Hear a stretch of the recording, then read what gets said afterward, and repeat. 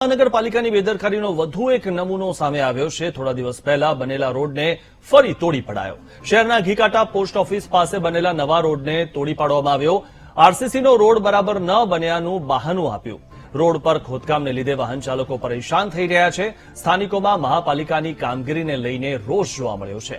તૂટેલા રોડના લીધે સ્થાનિક દુકાનદારોને માલસામાન લાવવામાં પણ હાલાકી પડી રહી છે। પ્રજાના ટેક્સના પૈસા એએમસીએ વેડફ્યા હોવાનો સ્થાનિકો આરોપ લગાવી રહ્યા છે। આ રોડ 1.5 મહિના પહેલા બન્યો હતો અને રોડ બરાબર બન્યો નતો, એના હિસાબે આ લોકોએ ફરી તોડી નાખ્યો। અને હવે ટેક્સ ભરીએ છીએ તો પણ ટેક્સના ખર્ચાના બી આ બધા ખર્ચા ખોટા જ કરવાના ને। હવે ટેક્સ કોના માથે આવશે? અમારા માથે જ આવશે ને। આ રોડ બને કોના માથે? સરકાર તો હાલવાની નથી। લગભગ 30 દિવસ પહેલા રોડ બન્યો। હવે રોડ બન્યો 30 દિવસ પહેલા, અઠવાડિયા 10 દિવસ પહેલા એક વરસાદ આવ્યો હતો। એમાં જ ખાડા ટેકરા બધા બહાર આવી ગયા, એટલે રોડનું રિઝલ્ટ દેખાઈ ગયું 30 દિવસમાં જ। હવે આ રીતે કામ કરવું એના કરતા કામ ના કરવું સારું। અગર આપણને છે કે ભાઈ 30 દિવસમાં તમારો રોડ ખરાબ થઈ જાય છે, વેપારી અમે લગભગ 10 થી 15 દિવસ અમે અમારા દુકાનોમાં અવર જવર નથી, 2 દિવસ અમે દુકાનો બંધ રાખી અને ફરી આની હેરાનગતિ શરૂ થઈ ગઈ।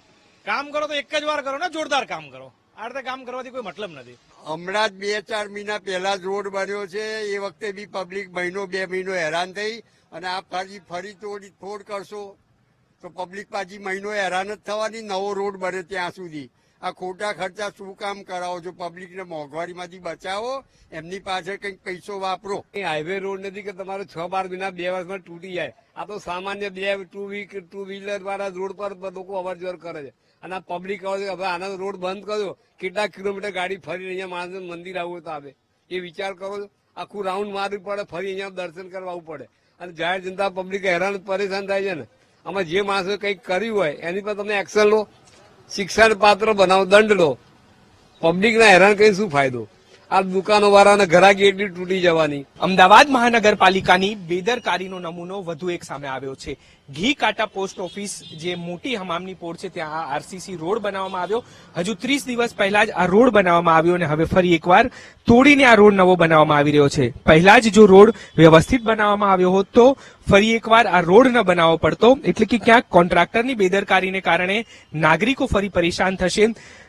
લોકોનું કહેવું છે કે આ રોડ પહેલા જ વરસાદની અંદર ભ્રષ્ટાચાર જે છે તે સામે આવ્યો અને કોન્ક્રીટ જે છે તે ઉખાડવા માંડી। એટલે કે ક્યાંક જો પહેલા વ્યવસ્થિત રોડ બનાવવામાં આવ્યો હોત તો આ રોડને ફરી બનાવવો ન પડતો। એટલે કે ક્યાંક જે અહીંના જે કોન્ટ્રાક્ટર છે તેની સામે કાર્યવાહી થાય તેવી માંગ અહીંના સ્થાનિક લોકો કરી રહ્યા છે અને ફરી એકવાર રોડ જે પહેલા બનાવવામાં આવ્યો અને ફરી તોડીને આ રોડ બનાવવામાં આવશે।